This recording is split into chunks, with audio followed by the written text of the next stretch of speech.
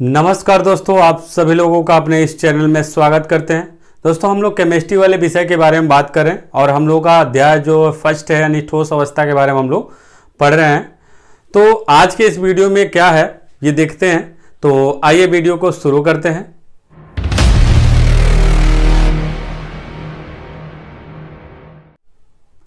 आज के इस वीडियो में हम लोग पढ़ने वाले हैं कि ठोसों में अपूर्णता या दोष, यानी जो ठोस पदार्थ है उस ठोस पदार्थ में क्या अपूर्णता है, यानी कि अपूर्णता को हम लोग दोष भी बोलते हैं। तो उनके दोष के बारे में हम लोग आज पढ़ने वाले हैं और यह दोष लगभग आपके इंपॉर्टेंट में है, यानी कि यहां से कुछ क्वेश्चन आपके पूछे जाते हैं। तो इसको आप तैयार करेंगे अच्छे से और हम तैयार करवाते हुए चलेंगे भी। देखिए, आपसे कह रहा है ठोसों में अपूर्णता या दोष, यानी दोष कहाँ किसको जाएगा। जैसे लिखे हैं आपके क्रिस्टल में पूर्ण क्रमिक व्यवस्था से कोई भी विचलन ठोस की अपूर्णता अथवा दोष कहलाती है। जैसे मान लीजिए कोई भी आपका ठोस पदार्थ है, उस ठोस पदार्थ में जो आपके व्यवस्था है, जो व्यवस्था की गई है, उस व्यवस्था में कोई भी आपका विचलन होता है तो आपका उसको हम लोग क्या बोलेंगे, दोष बोलेंगे। यानी इसको हम लोग थोड़ा सिंपल भाषा में सब समझते हैं। जैसे कोई भी आपका क्रिस्टल है, क्रिस्टल पदार्थ जो है उस पदार्थों में आपके अवयवी कण होंगे। तो उस अवयवी कण में आपके आयन भी हो सकते हैं, परमाणु भी हो सकते हैं और अणु भी हो सकते हैं। तो उनकी जो व्यवस्था, यानी जो परमाणु है, जो आयन है, आयन में आपका धन आयन और ऋण आयन, तो ये क्या हो आपका, वह अपने स्थान से क्या हो, लुप्त हो जाए या आपका गायब हो जाए। तो उसको यानी विचलन का मतलब लुप्त होना या गायब होना। तो इसी प्रकार के दोष को हम लोग क्या बोलेंगे, जो आपका ठोस है उस पदार्थ में जब गायब हो जाएगा तो आपका ये क्या हो जाएगा, अपूर्ण हो जाएगा, यानी कि उसमें दोष उत्पन्न हो जाएगा। तो उसी को हम लोग कहेंगे ठोस की अपूर्णता या दोष। यानी कि आप सीधे कह सकते हैं कि जो भी आपके ठोस पदार्थ हैं, यानी जो भी आपके क्रिस्टल पदार्थ हैं, उन क्रिस्टल पदार्थों के जो अवयवी कण हैं, उन कणों में आपका क्या हो, विचलन हो जाए। यानी कि उन कणों के जो आपके आयन, परमाणु और अणु हैं वो आपके क्या हो जाए, अपने स्थान से लुप्त हो जाएं। तो उनको बोला जाएगा ठोस की अपूर्णता अथवा दोष कही जाएगी।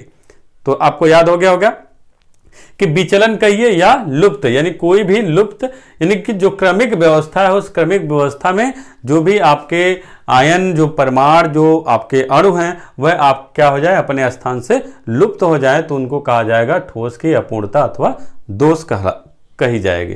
तो आपका परिभाषा, क्रिस्टल में पूर्ण क्रमिक व्यवस्था से कोई भी विचलन ठोस की अपूर्णता अथवा दोष कहलाता है। ठीक है, आप इसको ध्यान से, यानी दोष का मतलब आपका क्या है, कमी। यानी जो भी आपकी व्यवस्थाएं होंगी ठोस को, जिस तरीके से भी उस ठोस में जो अणु, आयन और परमाणु होते हैं, उनकी व्यवस्था में कोई भी आपकी कमी पाई जाती है तो उस कमी को ही हम लोग ठोस का अपूर्णता या दोष कहेंगे।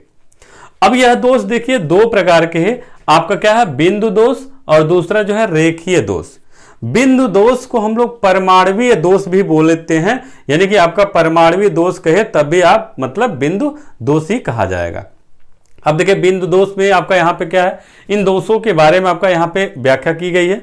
कहा गया एक क्रिस्टलीय पदार्थ में एक बिंदु अथवा एक परमाणु के चारों ओर की आदर्श व्यवस्था में विचलन बिंदु दोष कहलाता है। आदर्श का मतलब आप जानते हैं, इसका मतलब ये होता है जैसे किसी में कोई भी दोष न पाया जाओ, यानी कि किसी भी तरह के उसमें कोई कमी न हो, तो उसको बोला जाता है आदर्श।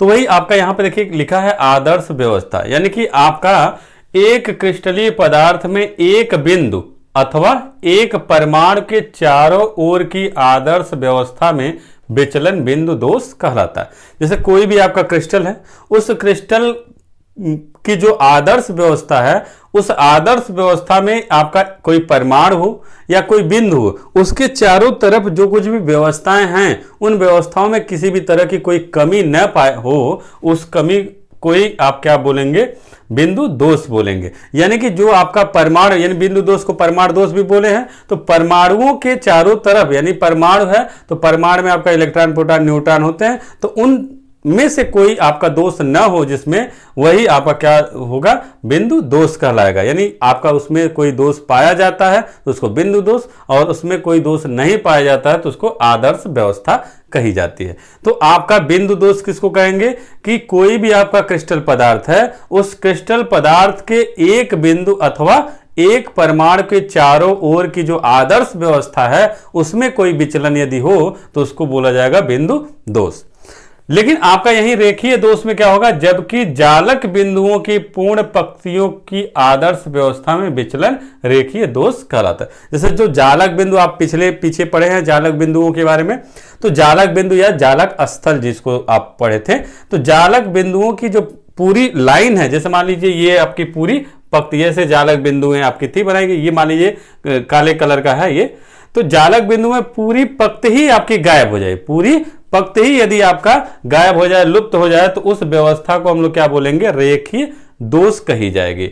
आपका कोई भी पंक्ति आपका हो सकता है आपका विलुप्त हो जाए, यानी जालक बिंदुओं की पूर्ण पंक्तियों की आदर्श व्यवस्था में विचलन रेखीय दोष कहलाता। तो ये आपके बिंदु दोष और ये रेखीय दोष हो गया।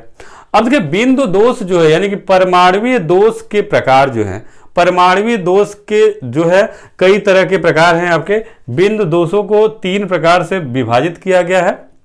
पहला क्या है, स्टाइकियोमेट्री दोष, दूसरा है अशुद्धता दोष, और तीसरा है नॉन स्टाइकियोमेट्री दोष। अब देखिए यहां पे आपका स्टाइकियोमेट्री दोष यानी कि स्टाइकियोमेट्रिक डिफेक्ट, यानी कि यह दोष क्या होता है, जिन दोषों के कारण क्रिस्टल के स्टाइकियोमेट्रिक में कोई परिवर्तन न हो स्टाइकियोमेट्री दोष कहलाता है। यानी जो भी आपके दोष हैं, इन दोषों की जो क्रिस्टल है, इन क्रिस्टल की जो स्टाइकियोमेट्रिक संरचना है उसमें कोई भी परिवर्तन न हो तो उसको बोला जाएगा स्टाइकियोमेट्रिक दोष कहेंगे। और यह दोष जो है आपके निम्न प्रकार के होते हैं। पहला रिक्तिका दोष, दूसरा अंतराकाशी दोष, तीसरा आपका साटकी दोष और चौथा आपका फ्रैंकल दोष। अब ये जो 3 दोष हैं ये परमाणुवीय दोष, आपके ये दो ऊपर के जो दोष है ये परमाणुवीय दोष है, और नीचे वाले जो है आपके आयनिक दोष में आपके आते हैं। तो हम लोग आज जो है इस परमाणुविक दोष के बारे में हम लोग पढ़ेंगे। तो आपका यहाँ पे पहला देखिए आपका दोष क्या है, यहाँ पे रिक्तिका दोष, वैकेंसी डिफेक्ट। तो आपका ये जो है रिक्तिका दोष किसको बोला जाएगा, देखिए आपका यही है आपका फिगर। कहा गया है जब किसी जालक में जालक बिंदु या जालक स्थल रिक्त हो तो उत्पन्न दोष रिक्तिका दोष कहलाता। जैसे मान लीजिए जो कोई भी आपका जालक बिंदु हो या इसको जालक स्थल भी बोला जाता है, इस तरह का आपका फिगर आप पहले बनाए हुए हैं, तो इनमें आपका कोई भी आपका रिक्त हो जाए, यानी कि जालक बिंदु या जालक स्थल में आपका कहीं पे भी कुछ रिक्त हो जाता है तो उस दोष को क्या बोलेंगे, आप रिक्तिका दोष कहेंगे। देखिए आपका फिगर में आपका कुछ भी है, कहीं पे भी आपका ये लाल कलर वाला जो फिगर बनाया गया है ये आपका विलुप्त किया गया, और ये काले कलर का जो है आपके बिंदु हैं। यानी बिंदु का मतलब जालक बिंदु मतलब अवयवी कण है, अवयवी कण में अणु, परमाणु और आयन हो सकते हैं। तो आपका क्या है इसकी परिभाषा, जब किसी जालक में जालक बिंदु अथवा जालक स्थल रिक्त हो तो उत्पन्न दोष रिक्तिका दोष कहलाता है। इस दोष में पदार्थ का घनत्व कम होता है, यानी जैसे मान लीजिए आपका इसमें जितने हैं उसमें से कुछ जब निकल जाएगा, गायब हो जाएगा, तो उसका घनत्व क्या हो जाएगा, कम हो जाएगा। और पदार्थों को गर्म करने पर इस प्रकार के दोष उत्पन्न होते हैं। जैसे जब पदार्थों को गर्म किया जाता है तो कुछ आपके आयन निकल जाते हैं, तो आपका ये दोष यानी कि रिक्तिका दोष उसमें होता है। यानी कि वस्तुओं को, पदार्थों को गर्म करने पर रिक्तिका दोष जो है उत्पन्न होता है, और आपका इसका घनत्व तो क्या होता है, कम होता है।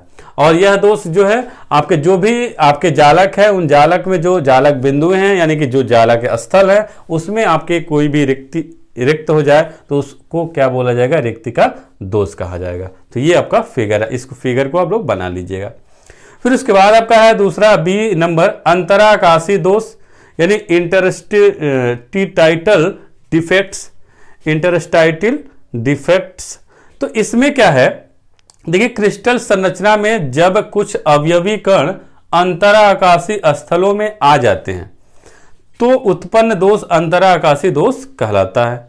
इस दोष के कारण पदार्थ का घनत्व तो क्या होता है, कम होता है। यहां पे घनत्व तो क्या था, अधिक, कम था, और यहां पे घनत्व तो क्या है, अधिक है। क्यों यहां पे कम है, क्योंकि यहां से आपके कुछ गायब हो जा रहे हैं, तो इस वजह से कम हो गया। यहां पे क्या है, कुछ बढ़ जा रहे हैं। यहां पे देखिए अंतरा आकाशीय स्थलों में आ जाते हैं, मतलब आपके जो पहले की जो क्रिस्टल संरचना है उस क्रिस्टल संरचना में कुछ और अवयवीकरण यानी कुछ और परमाणु आयन अणु आपके आ जाते हैं, यानी कि उनको तब इस तरह के दोष को क्या बोला जाएगा, अंतरा आकाशीय दोष। जैसे मान ली कोई भी आपका समूह है, उस समूह में से बाहर से कोई लोग आ जाए तो उस तरह के दोष को क्या कहा जाएगा, अंतरा आकाशीय दोष। यानी कि क्रिस्टल संरचना में जब कुछ अवयवी कण अंतरा आकाशीय स्थलों में आ जाते हैं तो उत्पन्न दोष अंतरा आकाशीय दोष कहलाता है। यानी जो भी आपके क्रिस्टल संरचना है उस क्रिस्टल संरचना में जो अवयवी कण मतलब जो परमाणु आयन और अणु हैं, वह अणु जो है उसमें आपके